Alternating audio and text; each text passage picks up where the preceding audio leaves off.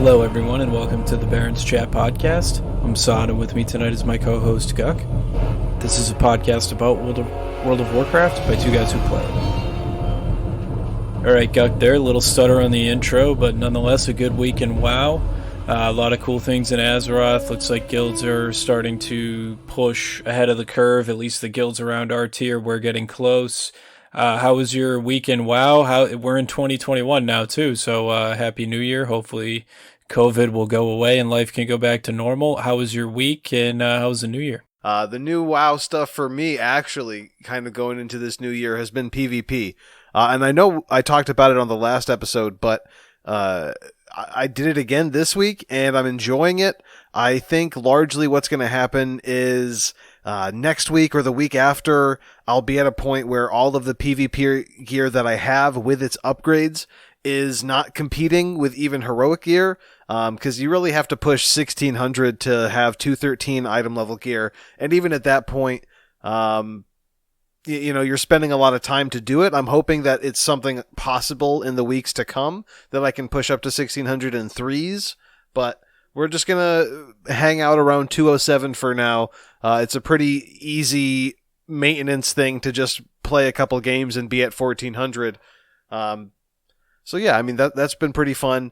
This week, again, going through getting my shoulders upgraded. I'm looking at either banking the next 2 weeks to get the weapon or potentially going for the bracers or something like that. But it's just nice to have another avenue of gameplay to help itemize and deal with your gear besides just like your natural course of running through Mythic Plus and raids. So yeah, I mean, it's just been another week of doing more PvP. Yeah, are you starting to feel like a heavy grind with how slow the itemization is? I know a lot of people have been kind of complaining that Mythic Plus and PvE players are having a harder time finding gear now as opposed to the PvP players, which are, I mean, if you're good at PvP, you're probably like 220 already, I would say, 225 even. What do you think about that? Like, is that something that you're pushing for? I know like 2100 is a really tough rating to get to. I certainly will never get there. I've been having a ton of fun in PvP too, by the way. I'm not doing arena quite like you are, but even rated battlegrounds, they didn't go so well later in the week for us, but I love that we have people that are committed to, trying to get better at them. Yeah, I think that if you were someone that started doing PvP early in Shadowlands, like right at the beginning when you could get that first week of Conquest cap, you've probably got some really good pieces if you are a class like me. My class, like with Monk, crit verse is king all the way. So even though it's PvP gear, it's still competitive and if not better than the PvE gear that I would get. So for me, as someone who was just a pure PvE player, not only was I missing out on just access to more gear, but specific gear that would have itemized myself better than the M plus and raid gear that I was getting. So I'm not upset about it. I think it's cool. It's a nice system in the game to finally reward PvP, because I think all through BFA PvP was just neglected. And at this point, I think it's a total reversal. But it rewards skill. Honestly, PvP is one of the few things that, at low CRs, it doesn't take a lot of skill to be a rogue and a mage and pop out of stealth and just 100 to 0 someone in 3 seconds. But the skill in coordinating between your teammates, alternating CCs, that's really the gist of PvP is, going from an in cap into a stun, into another in cap, into, different types of CC that play off of the diminishing return system. And that reward is met in your combat rating, which as it goes up, you get to upgrade that gear. And it's a pretty cool system. Honestly, I'm not mad about it. I think it's fine. I think PvP players being high item level is a good thing. They deserve to feel good at that point, because that really is the mythic tier of PvP, right? And I mean, the 220 eye level, that's, around the ballpark of the last 2 heroic bosses and just a little bit under mythic bosses. But at that combat rating, you're really pushing some high level stuff. So It's not anything I have a problem with. I think it's great. And obviously it's a good enough system to attract me into it as someone who basically never did PvP before. And now 2 weeks in a row, I am conquest capped. I am honor capped in my Great Vault, and I've played a bunch of games, so I'm not hating on it. I'm a fan. I'm a fan of PvP in Shadowlands. Yeah, I think I have 3 PvP items in my cache too. They're not going to be my highest upgrade, but it is cool to see that those are lit up on my cache. I definitely like that. Real quick before I forget about it, because I will forget about it. We always get to these early in the show because I have the memory of an ant. We had a tweet at us last week asking a question from Sleepin' Turtle. He said, at Barrens Chat Pod, you mentioned recruiting for your guild on the forums. Where can I find these forums? I need to recruit for my guild. Also, why are 50% of my longtime WoW players doing sub 2k DPS with 175 item level? Is that normal? It feels low and is holding us back from progression. So I responded to this. If you tweet at us and you're asking a question or anything like that, odds are I'll probably respond. I have a job, so and Guck will respond if Guck sees it too. Yeah, and you can tweet at us without having to put your guild on blast like this guy did. Yeah, you don't always have to roast your boys. So fair question. I did link. Obviously, there's a lot of tools out there to recruit. I guess maybe we should have hit them up. It's not as cut and dry for a lot of people. Maybe a lot of people don't use the WoW official forums. You can go to worldofwarcraft.com, go to the forums. There's a place for guild recruitment, and there's a specific forum for your server. So I would suggest those are probably the 2 best places for it. Yeah, to go above and beyond on recruiting, in-game recruiting right now is pretty good, especially if you keep your guild panel updated in that kind of passive guild recruitment thing. But then the classics of just trade chat spam, which, a lot of people look down on, but it is very effective at getting people in the guild, and trade chat is a cesspool anyway, so who cares? And back in Legion, Sod, you used the add-on Super Guild Invite, which can help filter through ungilded people on your server that you can then send a whisper to. A setting on that is to automatically whisper those people. I would say avoid that at all costs. Do not come off as impersonal and automated in your guild invites. But using it to find, maybe a specific class that you want to target. Maybe there's a specific spec or something that you want to go for.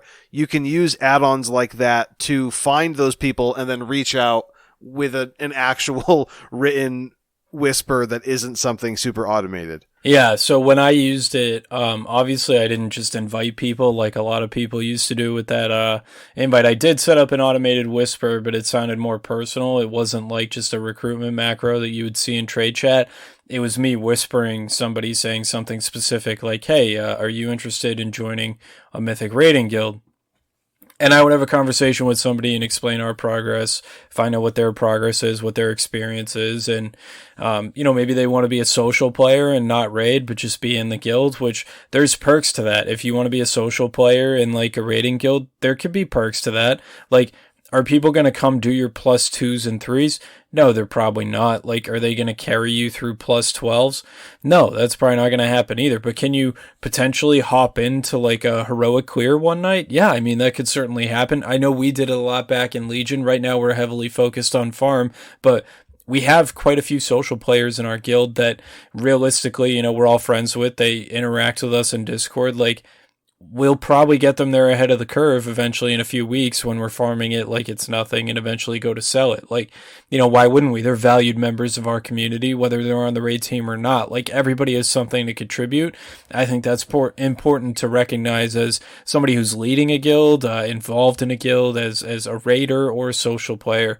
Everybody is involved in the success of the guild in one way or another. Some ways just seem like they're more important, and I would say social aspects of the guild are wildly important and often get overlooked. In regards to his players not performing, I also linked the Wowhead class Discord server. There's also guides on Wowhead and stuff like that. But I would say class discords, I've said it on this podcast before, 100% the best place to go. It's consistently updated. You can often find active conversations going on about specific specs or talents and stuff like that. You definitely get a lot of good info from there. So in regards to performance, just from a numbers perspective, that is certainly a place that you want to go to. And there are even people who will look at your guild's Warcraft logs or your specific Warcraft logs for your character and maybe go through them with you and try to help you out, see where you're making mistakes. So, and people do that for free too. Like the WoW community is very good. Obviously there's a few bad apples in there, but I would say overall the community is probably one of the most helpful out there as far as helping other people in the community. Yeah, if you go into the Discord or whatever kind of community you're going into, I think the Discords are probably the best place to start. You'll reach out and you'll ask your question, and the people who reach back to you, either like through PMs or they at you in the chat, most of the time, the people who have taken the time to deliberately respond to you, especially if it's in a whisper, those people are probably really trying to help. They may have nothing better to do. They may be just like a good community member that wants to help out. And sure, there might be some of the random people that will respond to your question in the chat forum that may just like roast you or make fun of your question or whatever it is. There are definitely bad seeds out there, but don't get discouraged by that, because chances are there is going to be one really good PM around the corner with someone who may, literally sit down with you and go through your logs and say, this is a problem here. This is what you're doing right. This is what you can fix. All of that stuff is, I think it starts at the Discords for me. After that, I have tried to learn reading logs myself and reading my own logs and the logs of the higher performing brewmasters and the other classes that I want to compare and look at. I look through all of that info on my own. But yeah, I mean, those are the best places to start.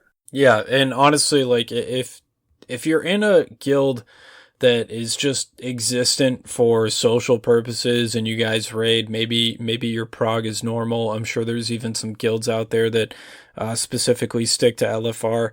There is nothing wrong with that. Like if like for Sleeping Turtle, like if his guild is only going to clear normal, like that'll come in due time. Like if your target goal is getting a normal Sire Denath kill, I mean, it's not going to happen overnight. You're going to have to work towards it. Like our eventual goal is a mythic Sire Denath kill. It's a little high for us because it's our first tier, returning to mythic rating as a guild.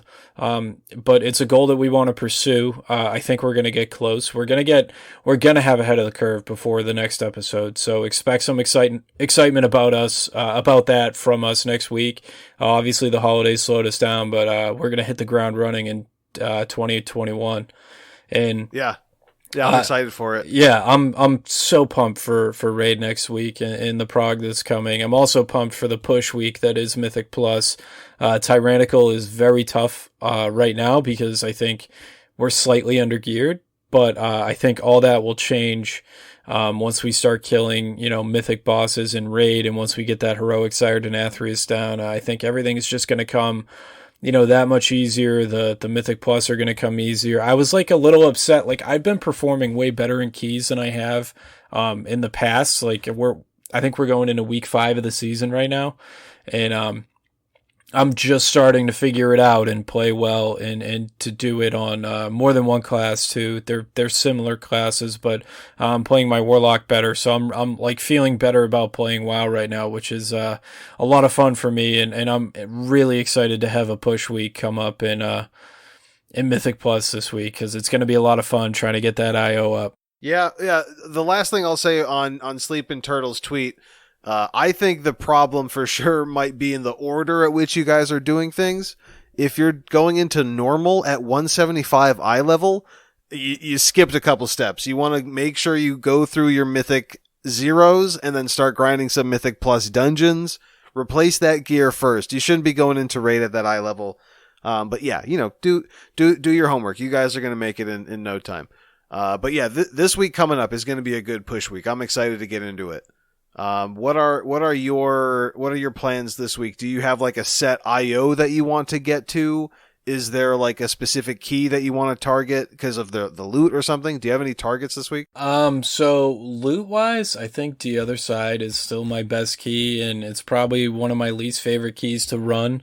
As far as IO wise, I have to get my necrotic wake up. It's my worst key. I did one on my mage this week, and we timed it on a +10, and my mage is my alt, who is, probably like 10 item levels lower than my warlock, and it was two other guys. One was a non-raider and the other was an alt. So, and we still timed it, and I think we had a wipe or two in there. You were in there. It wasn't perfectly clean, but we still found a way to time it. So that was a really huge booster for the confidence, and to do that on my alt. I'm like 700 IO right now, so I'm kind of going slower than I thought I would at the start of the season, but I'm slowly gaining my confidence back. Yeah, I'm always kind of a slow starter out of the gate on an expansion, and I'm fortunate enough that I have a good community around me that works with me and doesn't mind helping me out and like catch up as to the new systems and stuff. What about you? Do you have anything specific? Your IO is definitely higher than mine, and you've been pretty busy lately, so you've definitely put in some work when you're on. You've utilized your time well. Yeah, that's really it. I've just been very specific in my time.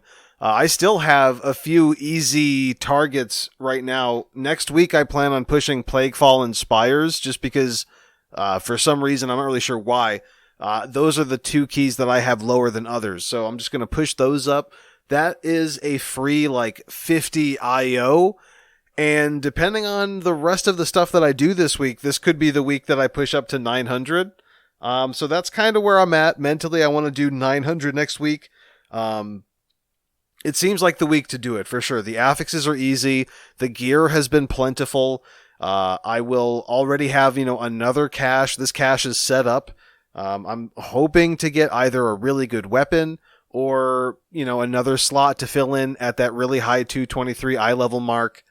So, yeah, I'm just kind of excited to get in and push up to 900, and I think we've got a few like pretty solid raid targets too. I think next week is the week we'd go 1 out of 10 mythic and AOTC. I think heroic sire dies for our guild next week. Yeah, I think so too. And like we only had like 2 polls on it, kind of as a meme on New Year's Eve. Like we did a quick prog with the people that were on, and then we, everybody kind of split out early for the holiday. But I like my original plan when we got the sire lockout was to maybe grind it for a few hours a day and see if like we could potentially kill it. And then I was having so much fun doing RBGs and PvP and Mythic Plus that I didn't pull heroic sire at all after that. Like I'm kind of kicking myself for that now, but I feel like that would have been certainly valuable. But we'll get it next week. I expect, Tuesday to go pretty well. I think we have a really good squad going in on Tuesday night, and I'm expecting a 9 out of 10 and maybe even a couple pulls on Sire on Tuesday night. I think we can re-clear pretty quick. Yeah, I'm excited, man. I think next week is going to be a big week. Like we said, we're coming off of the holidays. Everyone's been recharged. I think basically everyone is back. We have one raider who is yet to return, but they had like wedding and honeymoon stuff stacked on top of holiday stuff.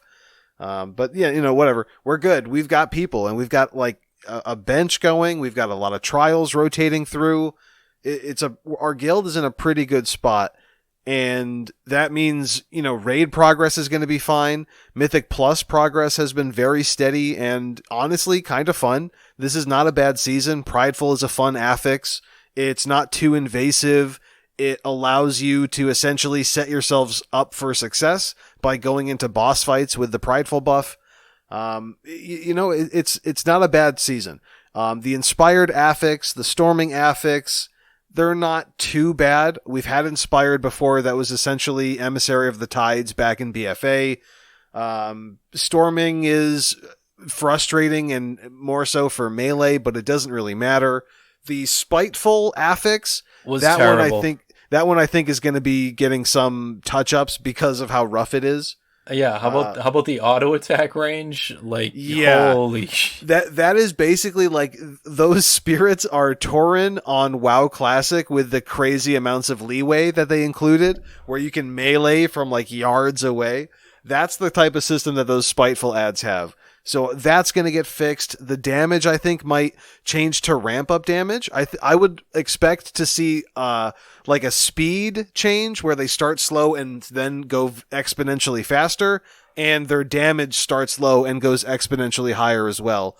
Because what we saw is just like, boom, the spiteful adds up, it's on someone, it's meleeing them from downtown, and it's way too much damage.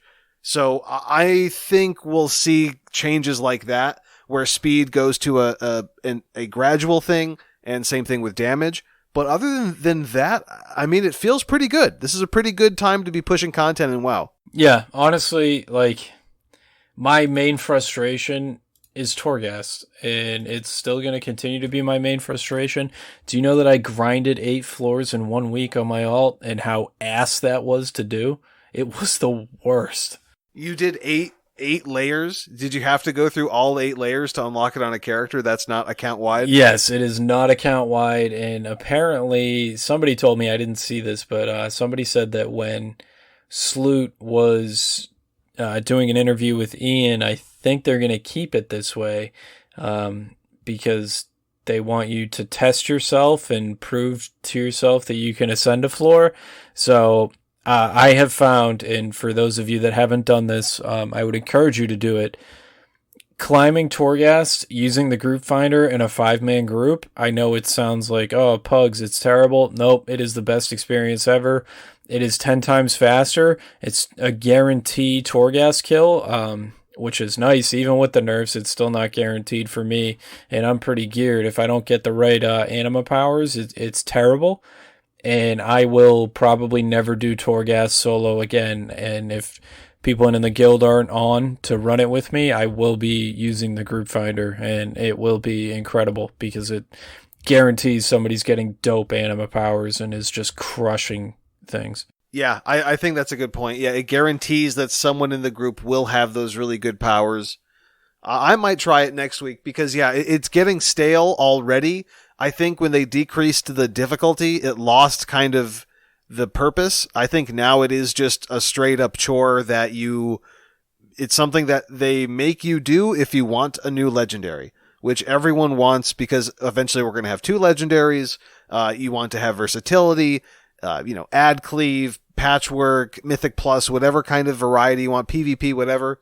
I think that it's okay because there's only 2 of them, but yeah, it is still like the one system that is like the lingering pain from BFA and Legion, the chore system that has to hang on. Everything else is fine. Honestly, in my head, I made the switch from thinking about anima as the order resource. It is basically order resources, but now with your Covenant Sanctum, there are cooler things to do with your order resources, the war resources, whatever you want to think about them. But at the end of the day, it's just the war resource. It doesn't matter that much.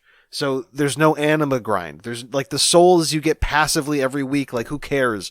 I've stopped doing the Maw all the time because I'm close enough to maxing out my appreciative rep with Venari, and then I'll just be getting my Stygia regularly to get a socket. I'm lined up to get, I think, 3 sockets right off the bat. Boom, awesome. But like, I'm not worried about doing the Maw every day. I don't do that. I don't clear the board for anima every day. I don't do that. I'm not doing chores that I don't want to do, besides essentially 2 things. The Torghast weekly, which is kind of annoying, but hey, whatever. At least I'm getting a cool reward for it. And the Covenant campaign questline. That I just cannot stand. It is a chore and I don't like doing it. But, we're like 7 out of 9 chapters through. It's almost done. But God, those are like honestly the 2 biggest negatives right now in Shadowlands. Yeah, I couldn't agree more. And like Torghast, the closest thing for me is like island expeditions. Like you have to do 3 weekly island expeditions. You have to do 2 mandatory Torghast clears to power up your character.